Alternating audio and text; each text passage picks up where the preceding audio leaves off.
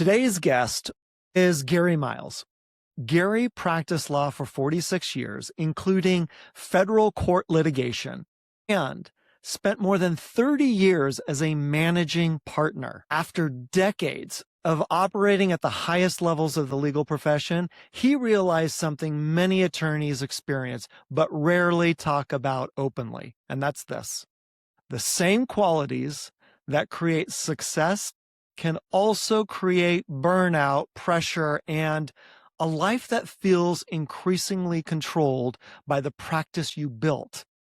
Gary is the creator of the Free Lawyer Framework, host of the Free Lawyer Podcast, which I hate to say this because I think this is my 18th episode, but he has more than 360 episodes. And he's also the author of the book Breaking Free. And to add on top of all of that, he just released the Elite Lawyers Productivity System, which is a course where he bestows more of his wisdom to lawyers. He works with high-performing attorneys who want to sustain excellence without sacrificing their health, their freedom, their relationships, or their peace of mind. Gary basically knows his shit very, very well. So today we're going to be talking about productivity. We're going to be talking about email overwhelm. We're going to be talking about responsive culture and the boundaries attorneys need if they want to stop feeling reactive all day while still performing at a high level. So you're probably asking, what does this have to do with marketing? It has everything to do with marketing. So listen to Gary's wisdom. Gary, welcome to the podcast. I'm so glad to have you. Well, Gary, thank you. That was an incredibly gracious opening. I thank you very much. I'm really honored to be a guest on your podcast. I'm honored that you're here. Think the world of you and what you do to help others build their business in a healthy and sustainable way. Thank you. Thank you. Yeah. And everything that I said about you, though, is true, even though we hate to talk about it because but it's true. So let's get straight into this. What are the benefits of being productive, and why did you start the Elite Lawyers Productivity System? Well, I'll answer the second one first. I saw that so many lawyers felt overwhelmed, and you used the word sustainable. Their practices were not sustainable. They were cramming their family and their life into the gaps of their practice. And you would think, as one gets towards the top, whatever the top is, partner, managing partner, lawyer 15 years, it would get easier. Now we have people in the workforce, it gets harder for a lot of reasons. Our email volume picks up. When you're a second-year associate, you don't have many people that are demanding much from you. But if you're the manager of a department or you've been practicing 15 years, everybody wants your opinion. The clients, the associate, your paralegal, the management team, and of course the clients, they want to hear from you. So I found that as lawyers progress, they begin to feel like they're in a prison that in some ways was of their own creation. I mean that as a criticism, because what I always say is it's built out of the best of us, not the worst of us. And so that's why I built the system, because I actually, by the seat of my pants, helped a couple lawyers in an amazing way with it, amazing results. And I thought, wait a second, I should build this into a product, into a service that others can utilize so enough lawyers can be exposed to it. And I worked with a firm in South Dakota, and the managing partner bought into it, had me present it to the team, 7 or 8 billers. They went from hitting 70% of their billing targets, which meant there was no profit and we were scraping by to meet payroll, to hitting 110% of their targets. Whoa. Now, profit. Now we can pay our staff a bonus for exceeding their targets. We can put more money in their health insurance, more money in the retirement plan. And finally, we have some profit that we, the owners, could make. So that's why I decided to build a course. That is so brilliant, too, because you see the results that other people are getting. You've also, having such a long experience, you've seen the good, the bad, and the ugly, right? And so you're like, I want to be of service to these people. Like, have you always been that way? Because I hate to say this, but lawyers typically get a bad rap of it's all about them. They're just a bunch of arrogant a-holes. And usually you don't see attorneys like yourself going and being of service and helping other people out based on your wisdom, based on your experience, and based on what you've seen works and doesn't work. So how did you come across that? Like, is it always been in you, or was this like a revelation? Well, I've always liked telling other people what they ought to do. It began with my family. Yeah, managing partner. Tell everyone in my family what they ought to do, and they listen, they'd have a better life. I was in a gym as a very young man, and they gave me a shirt as a joke that said coach, because I wanted to tell everybody else how they should work out. So it probably comes from a good spot. But yes, I've always enjoyed mentoring others, supporting others, encouraging others, both in my professional life and in my personal life, helping them find a way to enjoy their life better. And I completely changed my practice here. I used to do insurance defense work in the transportation arena. I'd represent truck drivers who got in bad accidents. And in my early 50s, I completely transformed my practice. I became a divorce lawyer because I really wanted to be of service to someone. And you can't change the outcome of a bad truck accident. But Yeah. if someone consults you about marital problems, you can help to create a better solution for the client and the family. And I really enjoyed doing that. When I kind of was winding down on my active practice, I love the legal profession. And I realized since I became a lawyer in 78, it's gotten a lot harder in a lot of ways. We used to Yeah. think email was a gift. I used to have to have my secretary type you a letter on a typewriter and put it in the mail and send it to you. We never knew when you got it. It was like, now we have email. I can send Gary an email. How easy is that? And now it's become the biggest thorn in our side. This gift became Yes. a thorn. So Yeah. It's got almost like the harder. law of depreciating returns, right? Right, exactly. Goes great, and then all of a sudden we abuse it, which we're going to talk about too. So, so what would you say are the benefits about Oh being my gosh. productive? It's not just about, I used to work, get 7 hours done. Now I could get 9. It's really about creating space for what actually matters to the lawyer. Because if we spend our time just reacting to everyone else's agenda, the associate who pops ahead in with a question, the client who calls with a question, the emails that come in that we're answering serially one after another, we never really have space for what we're good at as a lawyer, which is thoughtful analysis, answering problems, creating pleadings or transactions. And when you work with intention rather than being reactive, you accomplish so much more of the kind of work that energizes us as lawyers. Answering emails is not energizing, but creating a really good document or pleading or argument is something we find professionally satisfying. So we get more done, and at the same time, we feel less depleted. And it's much more than simply surviving in this profession. It's about practicing law with purpose and intention. Yeah.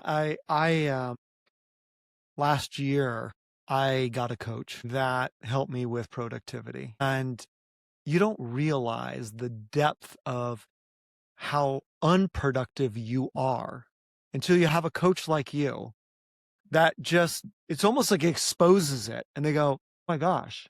And then when they go, okay, but I need a roadmap, I need a framework to be able to work on this. And then once you get that, they go, holy cow, I'm not going to be wasting my time. And like you had said, it creates this space so that you can work on the stuff that matters, because that also creates energy.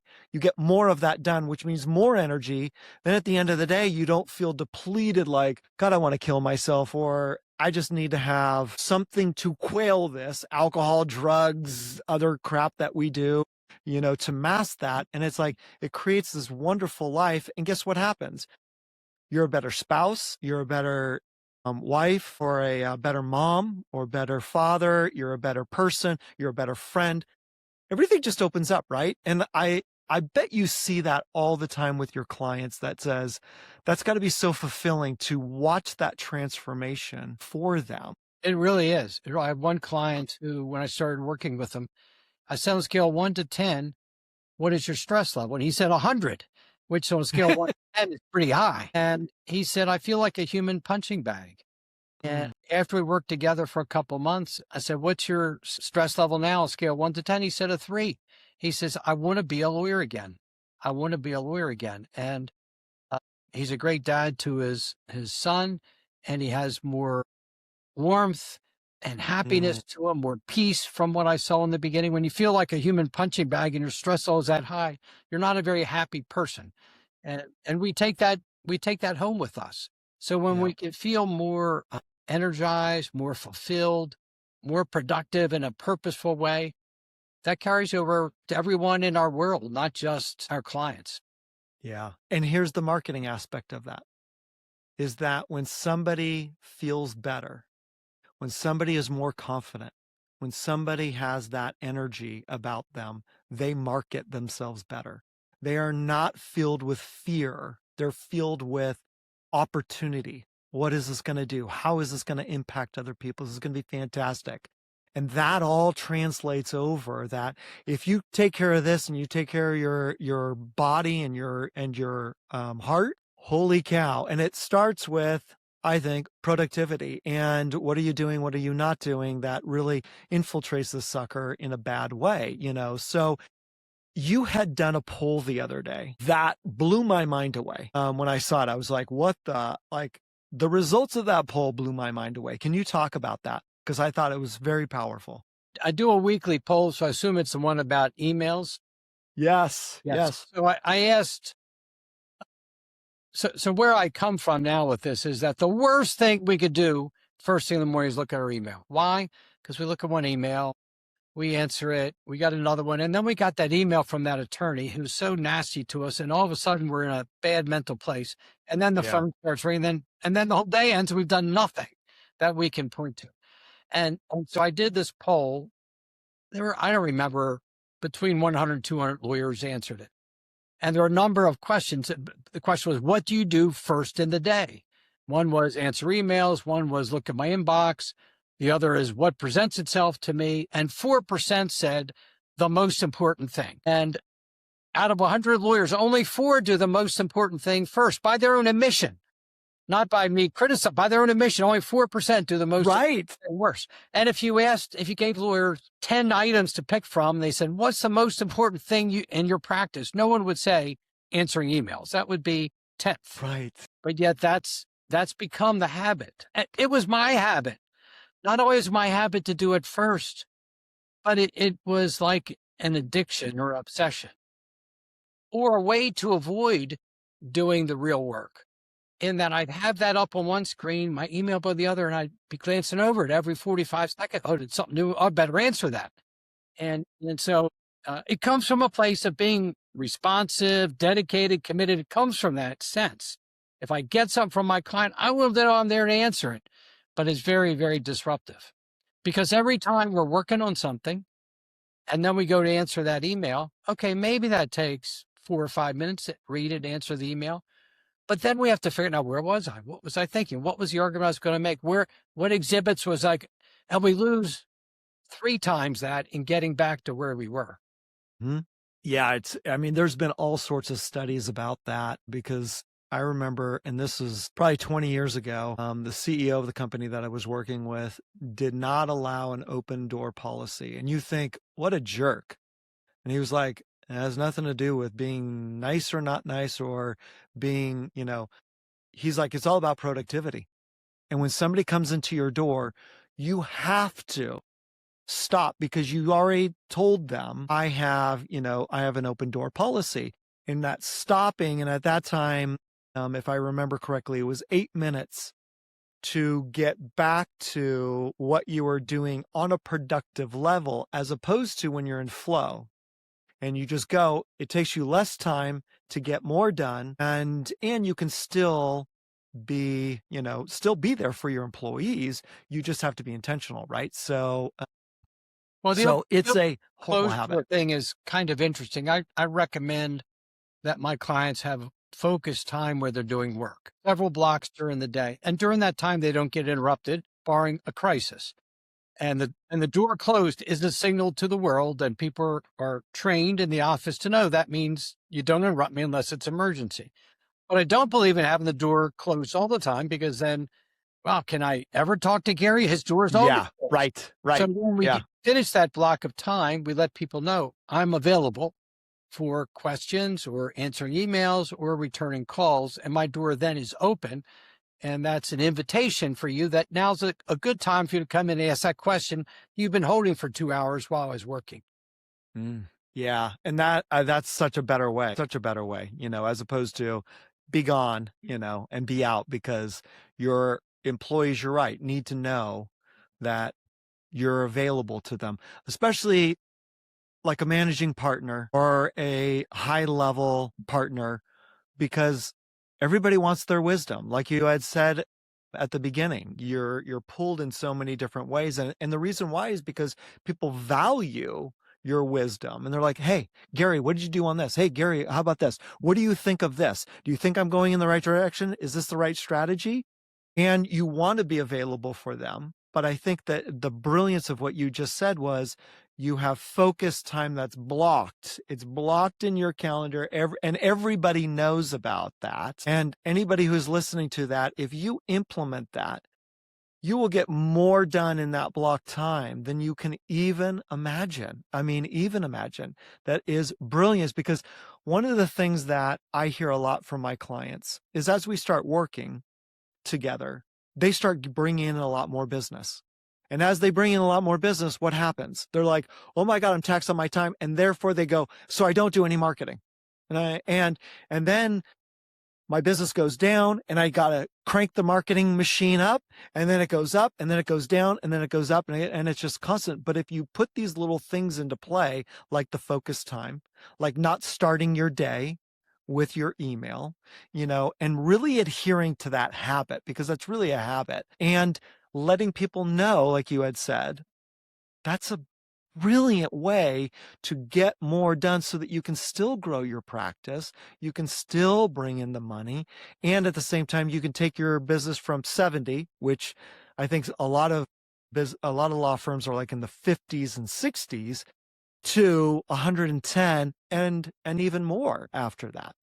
Yeah, which is great. What would you say is one of the biggest reasons for not having good boundaries? So again, I think it, like I said, comes from the best of us, not the worst of us. The best of us is dedicated, committed, responsive. If my client calls me, I'm going to answer the phone. And we train our clients to think that we are always available for them. We train them because every time they send us an email or call us, we answer the phone. So we must be just sitting around waiting for their interruption. And if we don't answer the phone, they're like, what's wrong? Gary didn't take my call. Yeah. And so as young attorneys, where our work history isn't, we haven't been that accomplished yet, we haven't won big trials or settled big deals, we'll do anything to please our clients. But as we move along, our most important work isn't answering an email. Our most important work is that high value, high level work that an attorney with 15 or 20 years of experience can produce. What really has built their record, built their reputation. So when we answer that email or take that call, we think we're being dedicated and responsive. What we're really doing is contributing to our own burnout, our own lack of productivity. If your doctor is your surgeon and you call him at 10 a.m. when he's in surgery, you don't expect him to answer the phone call. I love that. You know that he'll get back to you, or his Yeah. office will sometime that day and answer your question. You might be having something, it might be not a 9/11, but some important medical, he will get back to you. But Right. you don't expect him to take your call all the time. And I worked for a judge, and I saw judges get the same respect. People don't expect an immediate response from chambers. They know they're busy, but we're really disrespectful to ourselves when we don't set those boundaries with clients. So I have my clients, I prepare a kind of a introduction to our communication with clients, and it says things like, you will hear back from me that day, but I will seldom be available, when you call or when you email. That I have blocks of time where I focus on the work of your file and others, so I could be more productive, more efficient, get a better job done in less time, so you pay less for a better work product. But know that I will get back to you. And clients are like, thank you. That sounds great. Yeah. They don't mind. They don't think like, that's ridiculous. I call you at 10 and you don't answer the phone. They're like, I don't care as long as I hear back from you. And then when they do hear back from you regularly on time during the day or within 24 hours, they don't mind at all. And it really, really works. And then, so this lawyer who felt like a human punching bag, we did three things with him primarily. He's a plaintiff's personal injury attorney, so he doesn't bill. So there's no issue about timekeeping. but he felt so overwhelmed by answering emails and texts and angry clients. So we had him do three things. When he left the office at the end of the day, he planned exactly what he was going to work on in the next morning, the big file. When he walked in, he knew exactly what he was going to do. He had already decided. He was not going to look at his email for the first 2 hours. He's going to work on that project. Then he was going to take client calls and emails in windows during the day at 10:30, 11:30, 2:30, 3:30. He said, now I feel free. I feel like I enjoy being a lawyer again just by those 3 steps. It's so brilliant too. And it's so it's simple, but it's not easy to do. Right. Because we have this mental thing of what we've trained our brain, especially as new associates, right? Because you had said they are trained that they're like, okay, I got to be on Johnny on the spot. But it's also with the partners of the firm because you want to impress them, right? You want to be there for them. So what do you say to, let's say, an associate and even to a partner when partners are sending out text at 10, 11 o'clock at night and the associate thinks that I have to be Johnny on the spot. I have to answer that text. Otherwise, I'm going to get a tongue lashing tomorrow. The fear of disappointing our boss. What do you say with that dynamic for both of those individuals? Yeah. So I call it the sort of unwritten training policy that the managing partner says, look, you don't have to work at nights here, and nights are your time for your family, et cetera, et cetera. But then he sends out an email at 9:30 p.m. and that sends a different message. That sends, I'm working at 9:30 at night. And unless he says something different, the associate thinks, wow, this is important to the boss. He just sent him. I better answer it now. So I would say to the managing partner, schedule that email for 8:30 in the morning. Leave it as a draft, or if you can schedule your email, schedule for 8:30 in the morning. Or if you have to send it out, say, this was on my mind, so I'm sending it out, but please don't worry about it tonight. Look at it tomorrow, or get me an answer by Thursday, or something of that nature. For the associates, it's a little bit tougher because that managing partner, I don't know who it is, what the person's personality is.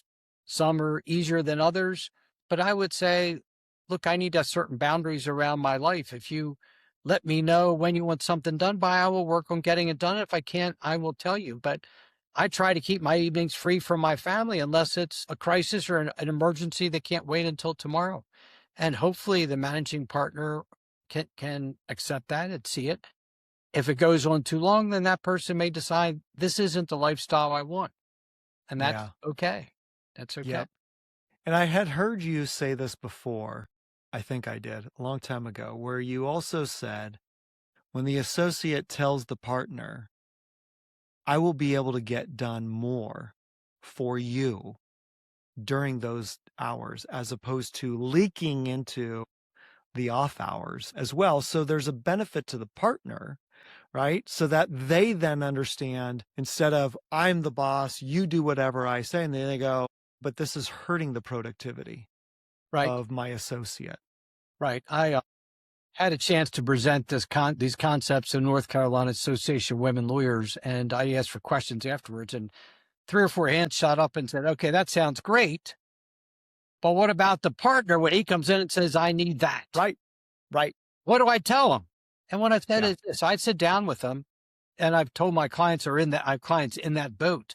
And I say, sit down with a partner and say, look, you want me to get more work done? You want me to get my billable hours up? You want me to get my work done faster and better? And this is a system I'm going to be using to do that. That from 8:30 till 10:30, I use as focus blocks of work. Yeah. And I don't plan on answering Teams messages then. I don't plan on answering emails or phone calls. I'll answer them all at 10:30. And what I found from doing that is I get more work done. My billable hours go up. I'm more productive. I'm more efficient and better quality work. All of which I think we share the same interest in. But every time if I interrupt what I'm doing to answer a question for you, I find I can make mistakes, or at least takes me a lot longer to get my work done. Would that system work with you? And all I'd ask that you do is know if you send me an email at 10, I won't look at it until 10:30. Yeah. Who in their right mind could say, no, you can't do your work in a more efficient way? So the answer should be obvious. But if the partner can't abide by it, then then I would Yeah. say that's data for the Yeah. associate to have. Yep. Yep. Okay. So what about creating boundaries for your clients? Like, how do you create boundaries for your clients? It's something we've sort of talked about a little bit before, but I would let them know on engagement that this is how I work. And I will get back to you within 24 hours, but probably within the same business day, but perhaps not right away, unless it's an absolute crisis. And I urge them in whatever their field to do to identify what qualifies as a crisis. And there aren't really very many. What seems Yeah. important to a client may be important, but not a crisis. And then when you work this way, you actually have time to return those calls. So many Mm. lawyers don't return the calls because they're so inefficient, unproductive, overwhelmed, so reactive. But when you do this, you actually have time to return calls and you return them one after another. It's so much more efficient. And you get back to the clients. The clients could be like, that's just fine. Yeah. I urge telling the client in advance, we don't accept texts. Don't text me with questions. Don't text me with confidential information Mm. because it's a matter of confidentiality. I can't integrate those texts with our case management system. And then, because some people get into giving out their cell number, and then clients will have some on their mind at 9 p.m. and they send you a text. And I urge discouraging that from the very, very beginning. Yeah. Especially divorce attorneys, right? Right. Because your emotions are on high. You've got a lot of fear that's out there. You got a lot of doubt that's out there because your marriage has crumbled. And they're like midnight, they're up and going, Gary, I need to know what is the plan for next month. And I need you to call me right now. And it's like But they need a therapist more than unfortunately, an attorney. but at the same time, unfortunately, in that arena, there are crises that do require that. Sure. Sure. So there's a Yep. protective order, but the husband's banging on the front door and I'm Right. scared. What do I do? Well, that's Right. something that would qualify as a crisis that I want you to call me or text me about. Yeah. Yeah. I mean, yeah, it's okay. So what would you advise a listener who already has their clients that abuse it, that they call at 10 o'clock on a Sunday because they've answered them before. They've actually trained the client that that's okay, right? What would you recommend for them to say, hey, we're now going to do things a little bit differently because you're kind of changing the expectations on the fly, right? But is there a way to do that? It certainly is possible. It is harder because the Yeah. habit that we've created. I guess I use the analogy, if you had a dog and you didn't train him for the first 3 or 4 years, it'd be harder to then train the dog of the proper behaviors. And it's harder to retrain the clients as well. But Yeah. I would say because of these stresses and inefficiencies we've discovered in our practice, we're coming up with a new system. And trust me, it'll work. It'll work for you because you'll have my attention. I will be fully responsive. I'll be more productive. You'll get better representation. So this is what we're doing. And I'd have a document that I've created for a couple of my clients in that exact boat that we send out to clients. And they say, if you have an issue with this, let us know what it is. We'll try to come up with a solution. Clients haven't really complained. Still need a little bit of retraining. Sometimes I'll have the legal assistant return calls initially to the client if the legal assistant's familiar with the case. And their Okay. question just is, when is this scheduled for, or something like that. Yeah. But then they'll call the attorney, and I just have the legal assistant call, because sometimes lawyers are answering questions that they don't need to answer, that don't call for Mm. their analysis, intelligence, experience. It might be a fact question about the file that the legal assistant or paralegal can answer. So it Mm. is a matter of retraining, but trust me, it really works because clients want the lowest bill and the best quality of work, and this leads to both. Amazing. That's brilliant. Did I tell you guys that this is going to be a good one? So I got one last question for you. It's kind of a little bit off the wall, but not totally. What's the difference between practicing from fear versus practicing from authentic strength? Yeah, and so many of us practice from fear, and I know that, I know that I did. I at one point, I think I mentioned, I did truck insurance work and representing trucking companies and truck drivers It's tough. We don't win. It's hard to win. We've already Yeah. hit somebody, and no one is in favor of the big bad truck instead of the injured person. But I was blessed to win 12 cases in a row. And you'd think Mm. I'd be full of confidence from that. I was still full of fear. What will the next case, what will the next case mean when I lose it? And all through our lives as attorneys, we've gotten our sense of accomplishment from things outside ourselves, making law review, coming in the top 10%, getting our first job, making partner, getting a new client, winning a case. And those things are fleeting because you win some, you lose some. You get some clients, you lose some clients. Sports teams, you win some games, you lose some games. But if Yeah. a team has won 10 games in a row, loses one, they don't mind they're 10-1. But as lawyers, all of a sudden, we feel because we lost that trial, we're a failure, or because we lost Yeah. that client, we're a loser, and we're not. So I work with my clients to develop their confidence from things inside themselves, their dedication, their commitment, their effort. Sometimes we do a really good job and the client isn't happy. We do a really great job and we lose the case. Two great lawyers trying a good case, one of them's going to lose. Mm. And that happens. So if I've done a good job, if I've dedicated myself to my client, if I've worked hard and I get criticism from a partner, not my fault. It's a difficult Yeah. partner. So when they Yep. shift from some external circumstance that we have no power over, we have no control over things outside ourselves, to our own inner sense of accomplishment and commitment. And sometimes we fail on that. Sometimes we miss something. Sometimes we drop the ball. Okay, well, then we got to do better. But when we've done all those things well and things don't work out right, then that's okay. That's just Yeah. life. You win some and you lose some.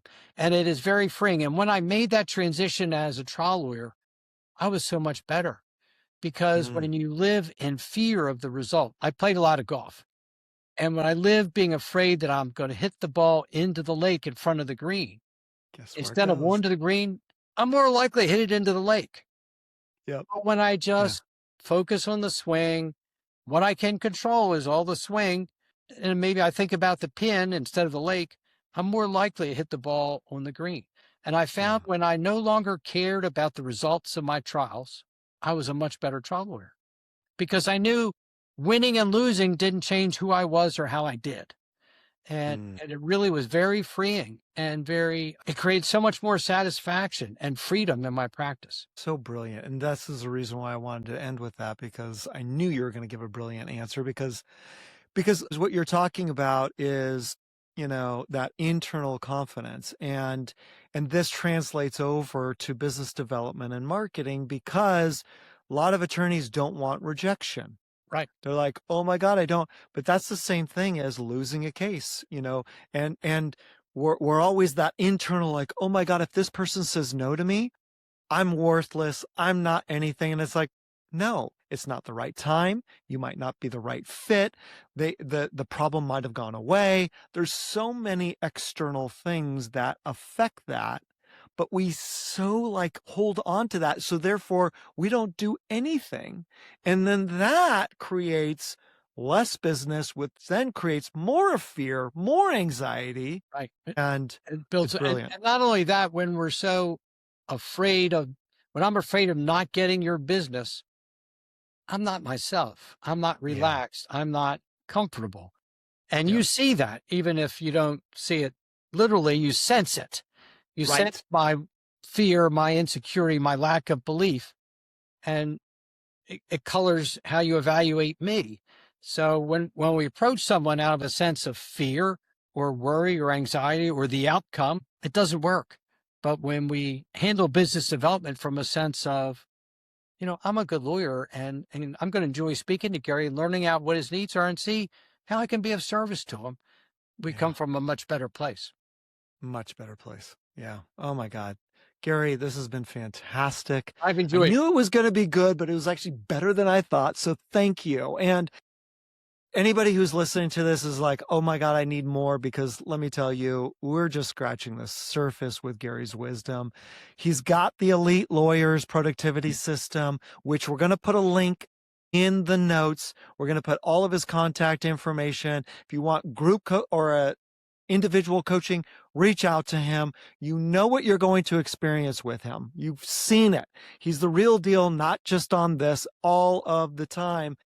Reach out to him. Find out if he can help you out, because it's so important that we are taking away this overwhelm so that we can really come from a better place, so we can create a space on what matters instead of creating one from fear. We can create energy and really get more done in a short amount of time. And it's just brilliant. So reach out to Gary. He is a gem. Like, thank you, Gary, for being on here. Well, I thank you can't for tell you the how much I appreciate opportunity, it. and thank you for all you do to help lawyers build their practice and to be more successful, because it's a Yeah. tough field and you help them handle that such important aspect with grace and confidence and success. Yeah, thank you. Thank you. That was very kind. So, all right. Well, see you on the next one then. Thank you.